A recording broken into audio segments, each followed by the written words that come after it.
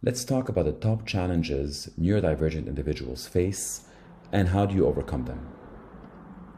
This one, because neurodiversity is so broad and varied, this one here is, for the most part, focused on autism. When your mind works differently, your language works differently as well. So one of the biggest challenges at work is people misunderstanding someone who is autistic. They can come off as very blunt, direct, confrontational, and people would think that they are rude, but in reality, they are not being rude. It's difficult to understand the mismatch between what they perceive as normal and what society perceives as normal. And they may be also extremely detail-oriented and literal thinkers and can get caught in minutiae.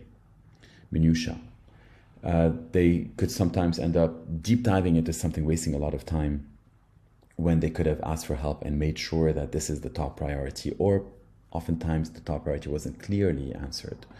So how do you improve and fix that? Realizing that it's a two-way street and it's a communication mismatch, a lot of the fixing happens on the hiring team's end. So understanding what neurodiversity entails and the different types of neurodivergence is very important. Being familiar with the difference between autism, ADHD, Asperger's, Tourette syndrome, dyscalculia, dyspraxia, and so forth. Realizing that the best way to communicate is to be careful and clear with our language. This is something that I fail to do, having an ADHD mind and sometimes staying at a high level. I have caused harm in conversations with colleagues who are autistic because I was not being very clear in my instructions, and their response was very blunt, and I'd sometimes see it as an affront.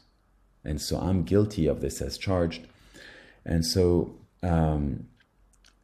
it's important to learn the communication style to be able to be extremely clear with our instructions and realize that misunderstandings will take place. They're not personal, and have an open and honest conversation. It's easier said than done. It sounds very logical, but in reality, once you're faced with it, remembering that there's nothing personal here, and seeing when you see those reactions, and that's a hint for person may have autism, and was I clear in my questions? And we're going to talk about, when we talk about how to create an inclusive hiring process, how to ask clear questions and offer a successful interview.